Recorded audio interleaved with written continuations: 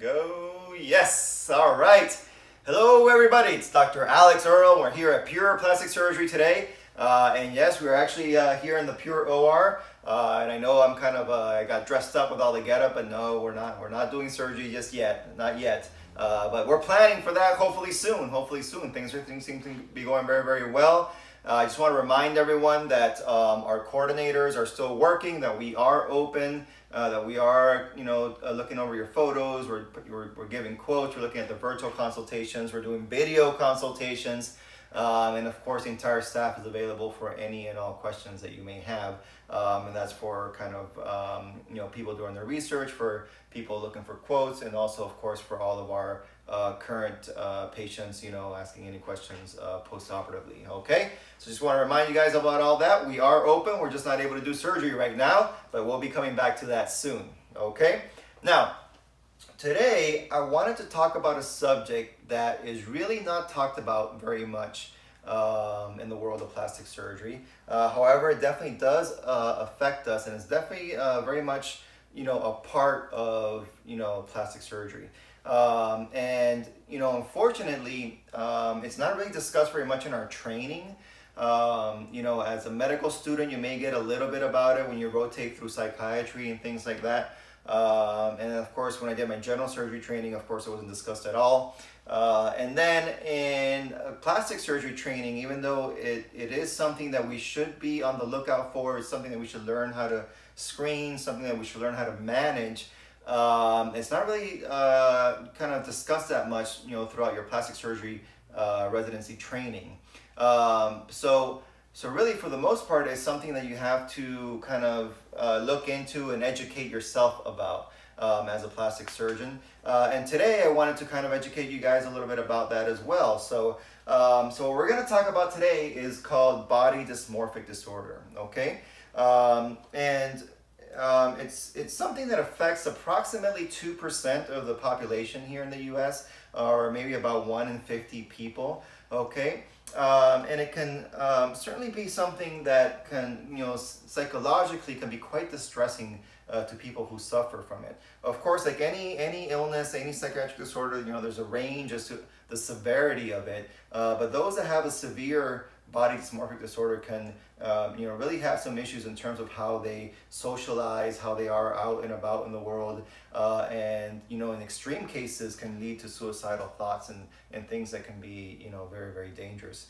So what are the symptoms of body dysmorphic disorder? Well, really the key symptom is that the patient is the person is extremely preoccupied with a perceived flaw in appearance that either can't be seen at all, or to others it seems like it's very, very minor. Okay, it is a strong belief that this appearance makes you like ugly or deformed, and you also believe that other people are kind of looking at this thing and they're looking at you negatively and they mock you behind your back and things of that nature. Sometimes they try to hide these areas with different clothing or makeup or things like that. They tend to constantly compare their appearance to others, and they frequently ask for reassurance about their appearance from others. So a lot of their self-perception is not so much about themselves and how they feel about themselves, but how they believe others are perceiving them. Okay, it does tend to happen in people that have perfectionist tendencies. So that is a risk factor. Okay, they do tend to seek cosmetic procedures, which is why we're talking about it here, with little satisfaction. And oftentimes they try to avoid social situations. Okay, so I have an example here. This is I took this off the internet, but this is a lady who's involved in fitness. Okay, and as you can see here, she's very fit. She does her exercise. You can see some of her abs and everything else. And that's kind of the way that she actually looks. Okay, the way that we would see her, and this is the way how she perceives that she looks. Okay, so any kind of like minor asymmetry, she views it as a huge, like a huge asymmetry. She's perceiving her nose as bigger than it is. The asymmetry to the chin, she's perceiving that as a kind of a gross difference there. Her arms, which are very fit, she perceives that as being way too big or too fat, as some may say. Overall, she sees herself as being heavy or overweight or fat, which she's definitely not. She views her abdomen and her thighs as bigger than they actually are. And then you can see here, the slight asymmetries to the contour of her abdomen. She views that as a huge asymmetry there as well. Okay, so this is kind of an example of what someone with BDD, how they might look at themselves in the mirror, which is different as to how everybody else might look at them. It does affect men as well. In men, there's one kind of specific form of it where they always think that men with BDD may think that they're smaller than they actually are. So they build a lot of muscle mass. They're in the gym all the time, pumping iron, and they're building muscle mass. But every time they look at themselves in the mirror, they still think that they're puny, and that's kind of a variant of BDD that tends to affect men as well. But in terms of the incidence, it's fairly similar between men and women. Okay, so what are the risk factors to BBD? Well, of course, having a family history, like most psychiatric or any other type of disease, having a family history is a risk factor.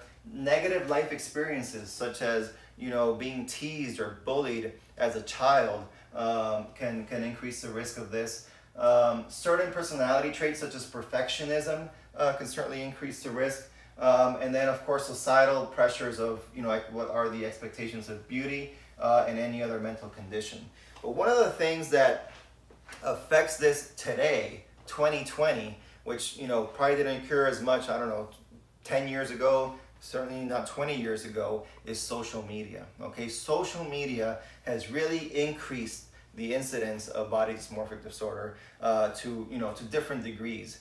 And that's because social media keeps portraying, kind of unrealistic expectations of what, theoretically what beauty is supposed to be. So while the incidence in the general population is approximately, 2%, for us, it's probably much higher. Studies have said anywhere between 7 to 15%, and there's actually been some studies that have had as high as 20%. So this is something that we as plastic surgeons, we definitely have to be aware of. Okay, and the issue is, does cosmetic surgery actually help with body dysmorphic disorder? Okay, and several studies have been done, and they have demonstrated that only about 2% of people with BDD who have then had a cosmetic procedure actually then start to feel better about themselves in the long term. So unfortunately, if you truly have this condition, having a cosmetic procedure, even if you have a terrific great outcome because of the condition, you continue to focus on the flaws and you're not happy, and so you're only about 2% of these patients end up being happy in the long run. Okay, so the studies are showing that cosmetic treatment typically produces no change, or even worse, sometimes an exacerbation of the body dysmorphic disorder, and also in some cases, even if then they become happy with that area, then they start to have new appearance concerns that develop. Okay, so what is our part as a plastic surgeon? So our part as a plastic surgeon, of course, is we need to screen the patients. We need to make sure that their expectations are realistic. Okay, so it's really the key here is that our preoperative assessment and management of expectations is critical for for post-operative satisfaction, basically. Okay, and this is very important for these types of patients, but really it's extremely important for all patients, and that's why it's so important that you're able to have time with your surgeon, that you're able to discuss all your concerns, that you're able to show whether it's a wish pick or whether it's your own photo that you change to what you want to look like, and be able to discuss all those things so that you can then have a realistic expectation of what things are going to potentially look like after surgery, because studies have shown and shown again that once when the patient is comfortable, when all questions are answered, when they have a realistic expectation, they tend to be very satisfied with their cosmetic procedure. Okay, but when some of that communication is not there, that's when a lot of the kind of issues with dissatisfaction occur. Okay, So this is just kind of a screening tool that we use here to make sure that the patient falls under is able to have a realistic expectation that we can deliver for the patient. And so these are the different types of symptoms, and then you have your kind of your mild moderate symptoms. People with mild moderate, they tend to do okay if you really kind of hold their hand and really answer all the questions and make sure that they truly understand what you can achieve. People with more severe symptoms, that then becomes a patient where you probably are going to deny surgery. You're probably going to deny surgery because that doesn't matter how great that outcome is going to be, you can never achieve perfection because perfection doesn't exist. And even if you achieve perfection, that patient wouldn't recognize it. And so those types of patients you want to try to basically not do surgery on and refer them to psychiatry or psychology to really address the problem. How do you determine if a patient has BDD? Right. So that's what this kind of using a tool like this is what helps. So it has to be in the forefront of our minds, basically at all times, and we have to then see if they have any of these these kind of symptoms or signs to determine whether they have BDD or not. And so the only way to do that is to be able to spend time with the patient. So you go to some of these areas, these clinics where you're with the surgeon for 5 minutes before surgery and then you never see them again. You're not going to be able to do this. So you have to have a kind of a pre-op in place at least a day before surgery, perhaps even before that, where you have time to kind of sit down with the patient in a calm and relaxed manner, where you're able to answer all the questions, where you're able to go through all their photos and make sure that the expectations are realistic. And for out-of-town patients, and of course we do that for every single patient. For patients that are in town, of course, we do our consultations here in person.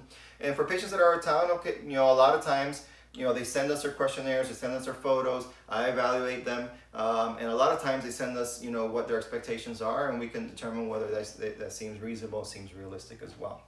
Okay, but really the treatment, the treatment for true BVD is not surgery, but is what you may call what is called cognitive behavioral therapy.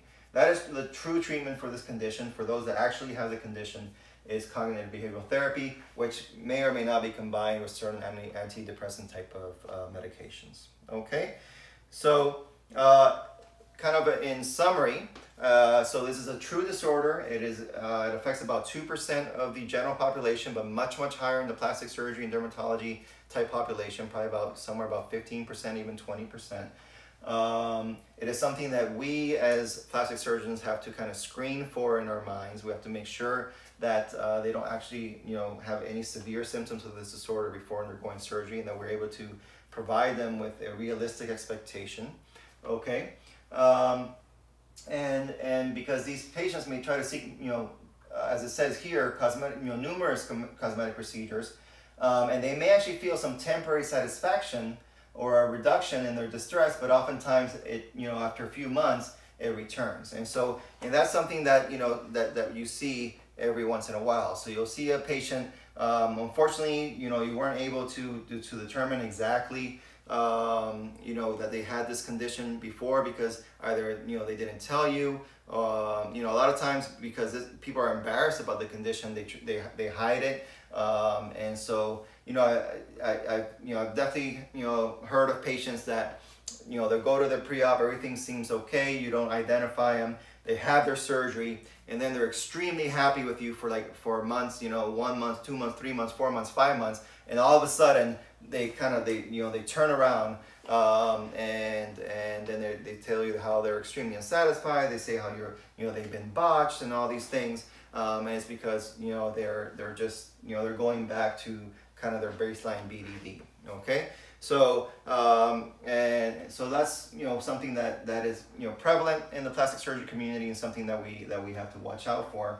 But also in a more kind of general sense, not taking it to the people that are kind of for sure diagnosable with this with this basically psychiatric disorder, is that in general, I think we all have to kind of take a step back from some of what we see in social media, like I said, some of these Instagram models and things like that, where they show these kind of unachievable levels of perfection, and that are very, very impressionable, and I think that affects negatively into what people think can be done, and then unfortunately that has a negative impact in how satisfied they are from their surgery. So, like I said, it's all about having realistic expectations, and it's all about having a positive attitude. So if you go into surgery with a positive attitude, realistic expectations, and like I said, one time before, we take someone from a 4 to a 9, that should be a patient that's going to be extremely happy with their procedure. And that's really that's what my job's all about, is really what brings us here to Pure, every single day, except for when there's a pandemic. But it's what we like, that's what really brings it on, because we like to change people's lives. We like to improve their self-esteem, and get them to a point where they're going to be extremely happy with their bodies. And it's something that you can't really just do at the gym or whatnot. You can't fix loose skin at the gym. You can't change the contour, the shape of the body just by going to the gym. So we do realize those things, and that's where plastic surgery comes in and can help. But if you have a realistic expectation, a positive attitude, you're going to be extremely happy with your procedure and your outcomes. All right, so I'll be happy to take any questions now. We can talk about this, or we can really talk about anything else related to plastic surgery here today. Have you personally dealt with such a case? I personally have. When I kind of alluded to this earlier, where I said that we don't really have a lot of training, in our residency programs and things like that. So I think what happens is that most of plastic surgeons don't know that much about it until they get one of these cases, one or two or these cases, these patients, which can become a very, very difficult situation. And so after that, that's when you realize kind of what's going on, and then you delve into it, you do more research, and then you create your own screening tool, whether it's in your head, or some plastic surgeons actually have a written out self-evaluation form that they'll give to all their patients to kind of screen them that way as well. So we've experienced this a couple times. And so that's why I've kind of got into it a little bit more, learned about it a little bit more. And really the key is that screening. You want to make sure that, when you enter the doctor-patient relationship, that you both have an understanding of what's going to happen, that the patient is educated, and that the expectations for that patient are realistic. We understand this is a tough topic to discuss, but if you have a patient that has had surgery with you that thinks they're botched and you don't think so, how do you approach that? Yeah, so that's a difficult conversation, but of course that's where a lot of pre and post-op photos come in. That's why those are super, super important. And that's why we do them. Every plastic surgeon really does them. But you wanna look at the pre-op photo. You wanna look at the post-op photo and really compare those. And I think that can give you a fairly objective measure of the change and the outcome. Okay, so. The word botch is thrown around a lot. To be honest, I don't like the word because I think it's completely overused. To me, in my mind, I think in the mind of most plastic surgeons, to be botched is like something really bad happened. You had an organ perforation, you had a death, you had gross disfigurement, you're in the ICU for months. I mean, that's truly botched. Having an imperfection is not botched. That's just you having imperfection, and we all do. Like that article said, we all have imperfections, we all have flaws. We can't expect things to be perfect. During pre-op, do you cover this with patients, letting them know what to expect emotionally? Yeah, so I think, and those that are my patients, you probably have heard me say this multiple times, but I tell every single patient that they're going to go through a physical and emotional roller coaster after surgery. Okay, they're going to have lots of ups and downs, and that roller coaster is going to last at least 3 months, sometimes longer. So I do tell that to pretty much to every single patient. I tell them that at the beginning, things will look distorted because there's a lot of swelling, there's a lot of bruising, and just things don't look quite right because because all the swelling, all the bruising, and everything else. And so you have to allow time for things to heal, and you have to allow time for things to settle. So typically, the patient will go through a few stages. So the first stage, so right before surgery, there's a high of excitement. So there's excitement, there's a high of excitement, and then kind of right after surgery, there's still a little bit of a high because especially for surgery where people are really preoccupied with, like say like a BBL, where they know there have been deaths and things like that. Of course, that's other places. That's why you come to me, because we use the ultrasound. We're super safe and everything else. But there's that high there. You made it out of surgery. You're doing well. You're alive. Everything looks great. And so you're hitting that high. Okay. And then a few weeks start to go by. You're kind of back home. You're not really doing much. You feel like a little yucky. You feel a little gross. You can't move around as much and things like that. Then you start going into a low. You start going to a low, and typically that you kind of hit a low point somewhere around 5 to 6 weeks, because you're still in the healing process. You can't really do much. You may feel like a little lonely during that time, or you don't have a great support system. Actually, a great support system is very, very important. So friends, family, people that are with you throughout that time is extremely important, especially when you hit that low around the 5 to 6 week mark. And that's why support groups are also very, very helpful. So we have that Facebook group. Like I've always said, the main goal of that group is for support and education. Okay, it's not about researching doctors and things like that. It's for support and education of our patients here at Pure, my patients, and that's the goal of that group. And so I think that helps a lot too, to help during those times. Okay, and then as you start to be more mobile, as all that swelling and everything starts to go away, you start getting back into your normal life, your normal routines. You start trying on new clothes and things like that. That's when you start to go up again to about that 3-month mark, and then for the most part you're extremely happy as you get into there. Does anyone in your office have psychological training? If you need someone, I'm happy to stay around after surgery and never leave. One of your future patients. All right. Champagne Mammy. Yeah, so that's actually not a bad idea. Not a bad idea at all. We do not have like an in-house kind of psychologist or something like that at this moment. But it's not something that I would say is unheard, or I don't even know if it's I wouldn't say it's that uncommon. For many, especially larger kind of plastic surgery private practices, to have someone in-house that helps with psychological evaluations. Can a tummy tuck correct bloating and stomach problems? So a tummy tuck can correct abdominal wall weakness, okay?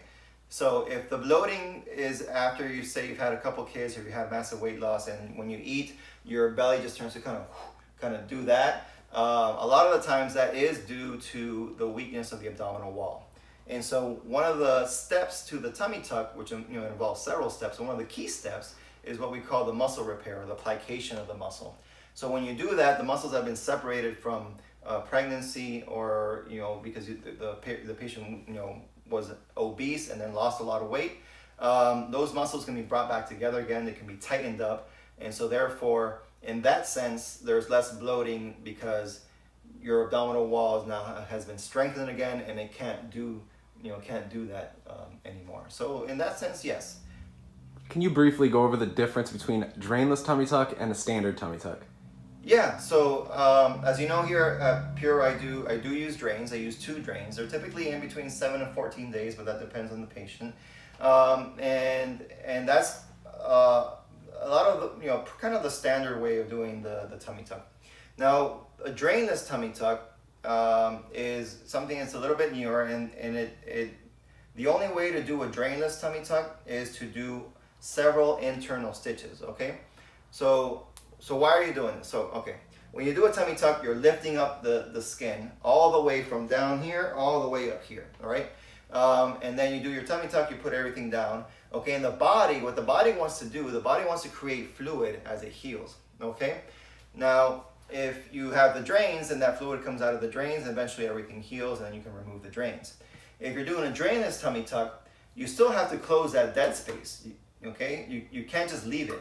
So you got to put a bunch of little stitches on the inside, what we call, and they're called quilting sutures or quilting stitches.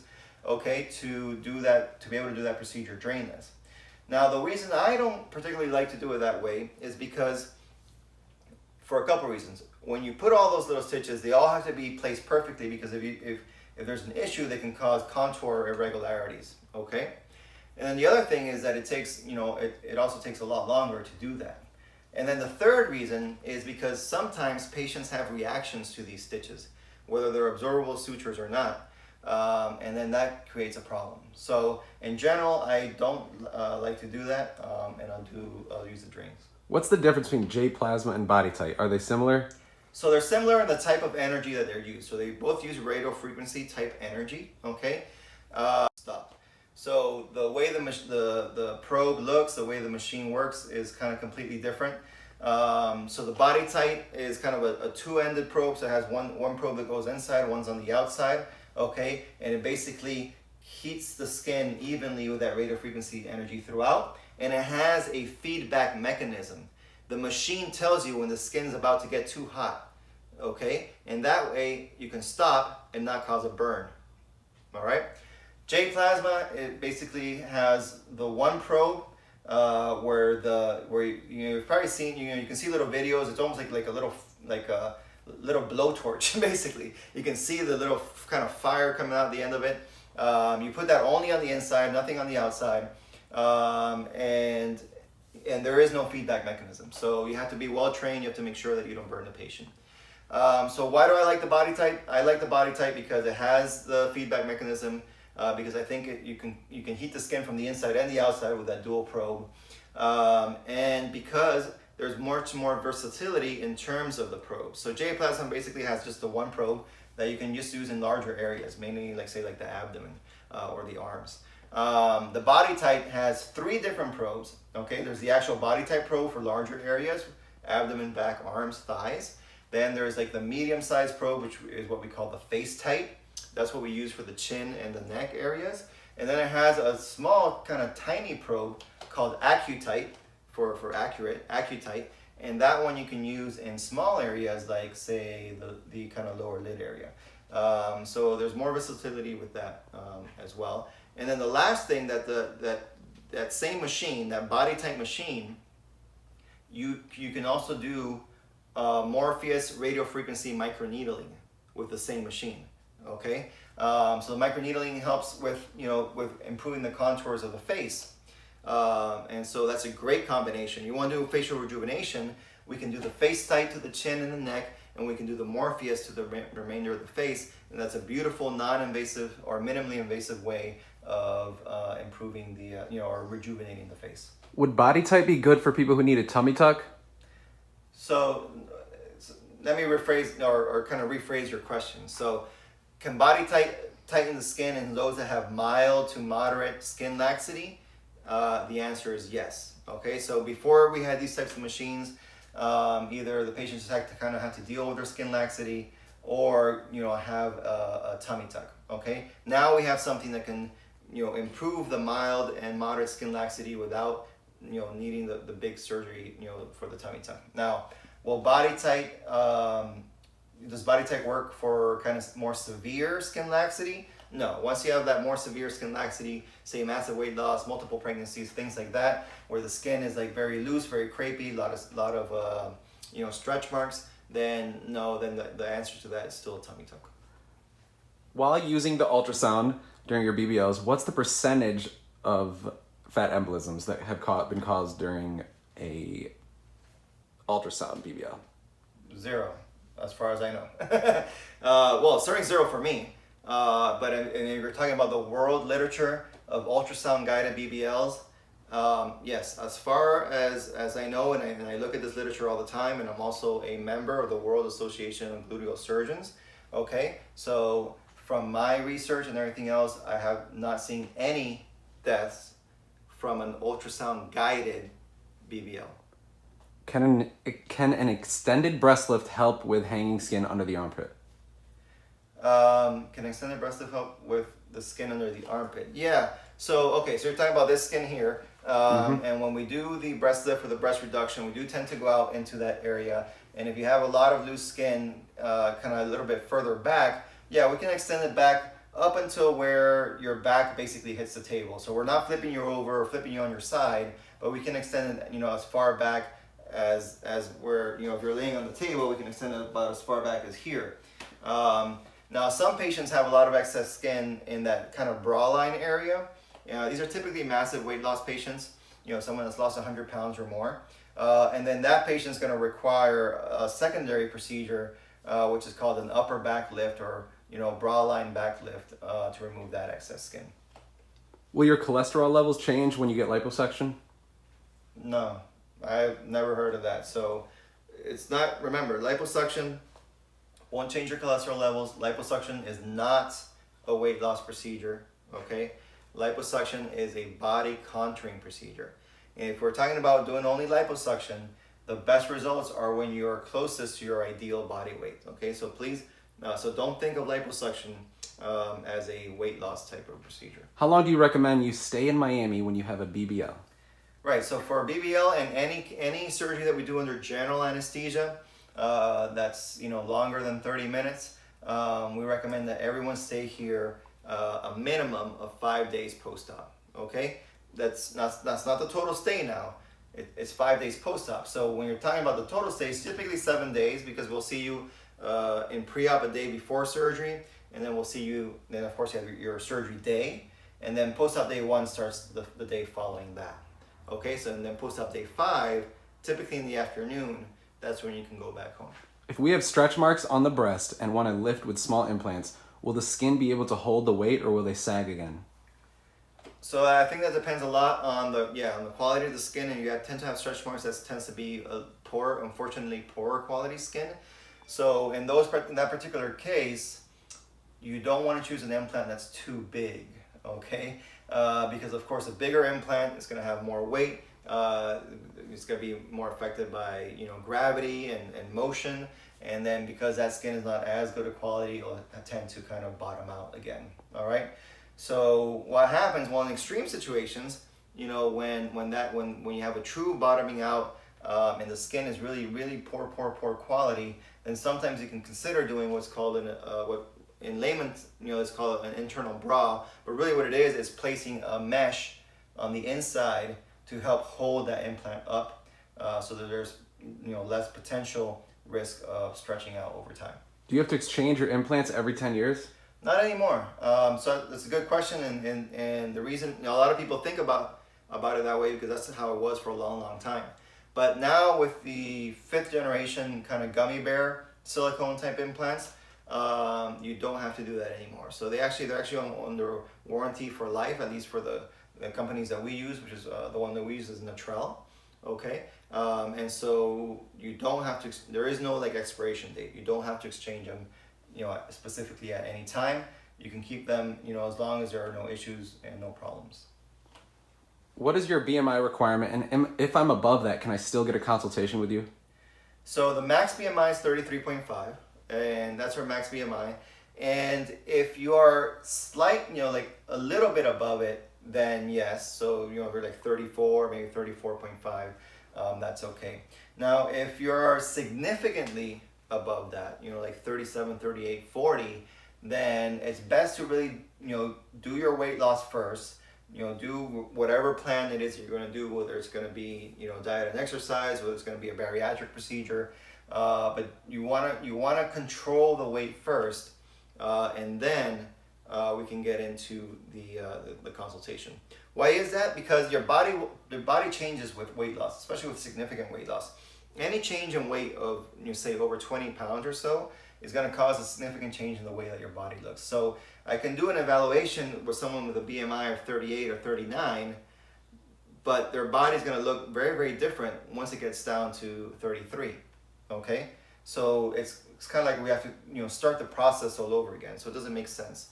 So first do the weight loss, get to somewhere near where you're going to be, near the max, excuse me, or even near your goal if it's lower than the max, and then we can do the evaluation and pursue the surgery. Do you need implants with a breast lift? You don't have to have implants with a breast lift. So that really depends on how much of your own breast volume you have currently. Okay, so if you have a good amount of your own breast volume, you're fairly happy with the size, you don't really want to change the size much, then you can do a breast lift without implants. Now, if you're on the opposite end of that spectrum, if say you've had massive weight loss, and a lot of those patients that have massive weight loss tend to be completely deflated in the breast area, where it's really mostly kind of a, what we call an empty bag, like empty bag of skin or in the breast area, then you do have to give back some volume. And so you want to do a lift with an implant for those cases. And then of course there's everything in between. If I need a breast lift and I want upper pole fullness, can I achieve this without an implant? So you can achieve more upper pole fullness without an implant, but for the most upper pole fullness, then you probably want to do an implant. Okay, so what does that mean? So if you have a large breast, they tend to be, the breast tends to be down here, certainly going like say below your inframammary fold, and it's pretty flat in the upper pole, right? If we do a lift without implants, you're gonna get more fullness there for sure, okay? But the slope is gonna be more of a natural slope, kind of a more natural slope from the clavicle into the breast. But if you want more of that roundness in that upper pole, then that's where an implant can come in. Does mild fibrosis affect a tummy tuck procedure, asymptomatic fibroids? Fibroids? Oh, okay, yeah. Fibroids, no. Fibroids. Yeah, fibroids won't affect us. So the fibroids are deep, right? So the fibroids are within the uterus, which is inside the abdominal cavity. And we don't go there when we do a tummy tuck. So we stay above the abdominal wall, which is your muscles, basically.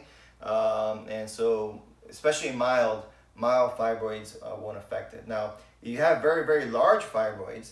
Sometimes those can like almost bulge out, like push things out. For very, very large fibroids, you may want to get that taken care of first, just so that when you do the tummy tuck, you don't continue to have that bulge being caused by the mass of the large fibroid there. How is resizing the nipple done? Do you not recommend it if you want to have children in the future? Okay, so that's a good question. So if you're doing a true anchor type pattern lift or breast reduction, then about 1/3 of patients are able to breastfeed with no problems. About 1/3 of patients are able to breastfeed, but they have to supplement with some formula.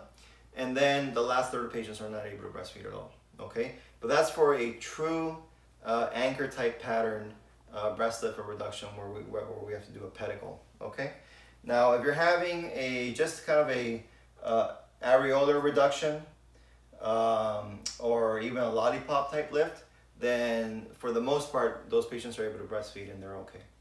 I'm a little worried about my pre-op surgery day. My heart rate might be elevated due to anxiety. Will that affect my chance of getting the surgery? It depends how high. So if your baseline is 60 and surgery day you're like 85, then that's typically not an issue. That we can understand that a lot of people get anxious right before surgery, and sometimes the blood pressure goes up a little bit as well. So if your blood pressure say is normally 120 over 70, and just before surgery it's 140 over 85, then that's usually okay as well.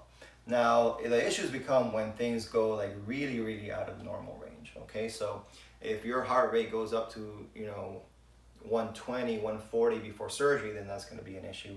And if your blood pressure, where that bottom number, that diastolic, goes above 100, then we typically are not able to do the surgery because that's way too high and can lead to potential complications during or after surgery. How do you measure BMI? So BMI has to do with your height and your weight. And I don't know the specific formula off the top of my head. It's been a long time since I've seen it. But you can use a BMI calculator. You can find online. I have one actually on my cell phone, and that's how we measure it. So we take the height and the weight, we input it into the calculator, and that's what's going to tell you what your BMI is. Okay. Now, a lot of people say, well, different patients can have the same BMI and totally different body composition. And the answer to that is yes. You are absolutely right. You're absolutely correct. And of course, BMI doesn't necessarily take into account muscle mass versus weight due to fat excess. Okay, so it is in that sense a little bit of a crude number, but you have to put a limit somewhere. And a 33.5 is actually on the higher end of that limit. So according to the American Medical Association, a BMI above 30 is already considered obese. Now, yeah, I've seen people have BMIs, you know, 32 and they don't look obese at all. But really, once you start getting up to like 33.5, 34, you know, those patients tend to have, you know, just too much fat, even if it's on top of muscle. And so we do have to kind of, you know, bring that level down and get to at least to like a level of 33.5 or so. So yeah, it's a little bit of a crude number, but we do have to kind of set a limit somewhere. And I think we set a limit that is, you know, reasonably high, but we want to make sure that, you know, that the patient is safe, because whether you believe the BMI is a crude number or not, and I understand that it is, there have been multiple studies, okay, in the surgical and anesthesia literature, all right, that have shown that patients undergoing general anesthesia, regardless of, you know, for different procedures, once their BMI, you know, starts getting up to certainly above 35, that their complication rates go way up. So any BMI above 35, which is considered morbidly obese, they have a significantly higher complication rates in terms of anywhere from, you know, cardiac issues to infections to wound breakdown to clots, DVTs, and PEs. All the rates of all those things go up as the BMI goes up, and there's multiple studies that demonstrate that. So for patients who are very athletic and have a lot of muscle, would that affect their BMI? Yeah, like I said, it's going to affect their BMI. And of course, you know, BMI is one of the factors that we have. That's why when we always ask, you know, patients to, you know, send in their photos so that, you know, we can have more of an objective evaluation. So, you know, certainly, you know, patients with a high muscle mass are going to have a higher BMI and not necessarily be obese. So we kind of put all that together. But like I said, the limit or the max BMI, for the most part, I would say over 95% of the time, is going to be 33.5. Have you ever recommended a lift without implants, even though the patient wanted implants? Or would you? So not very often, but there are certain times where the patient just needs it's mostly for breast reduction. Like a patient, you know, needs a really large reduction, but they still wanted that upper pole fullness after everything was said and done. But the breast was very long. So once the breast starts to get very long, I'm talking about greater than 35 centimeters from the sternal notch to the nipple area. Once you start getting into a very long breast, you start to worry about whether that nipple, nipple areolar complex, or that nipple is going to survive. Okay, and the more that you do to it, the higher the chance that that nipple may actually necrose or die. All right.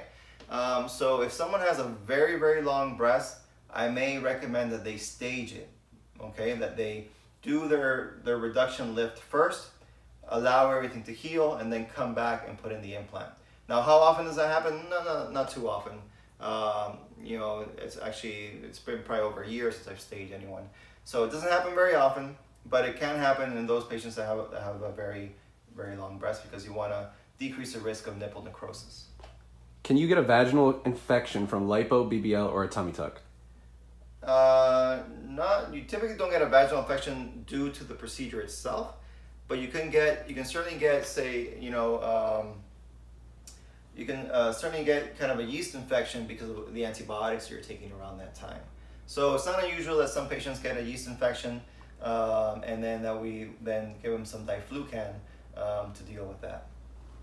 I'm 1 year post-op VSG surgery. I've lost over 100 pounds. I'm pretty stable. Do you perform surgeries on patients 12 months post-op, or do you prefer I wait longer? No, 12 months is usually okay. Really, the key criteria are that you want to be at your stable weight. Okay, so your weight has to have stabilized, you know, before you then, you know, undergo, you know, body reconstructive or a cosmetic procedure. So that's really the key there. So typically by a year, for most patients, they've reached that stable weight. A lot of patients reach it at around 6 months. So anywhere between 6 months and a year, you typically reach that stable weight, and then you can, you know, proceed with your body contouring surgery. Does pregnancy reverse the effects of a tummy tuck? I don't know if I'll use the word reverse, but yeah, it's definitely going to affect your tummy tuck. So you know, you become pregnant. The muscle repair that was done is going to get stretched out again with the pregnancy. the skin's gonna get stretched out again with the pregnancy. And so after you have the baby, you know, a lot of times that may not, you know, retract again. And so then the skin will remain loose, and or the muscles will remain, you know, separated and weak. And then you may need, you know, a secondary tummy tuck to fix that. So specifically for tummy tuck, you really want to wait till you think you're done, you know, having children, because yeah, it's definitely going to affect, you know, the way the tummy tuck looks after if you have pregnancy after. Can I be on Accutane and have surgery at the same time? You can be on Accutane and have surgery at the same time, but there are a few studies out there that have shown that wound healing on Accutane is not good, or basically it gets delayed.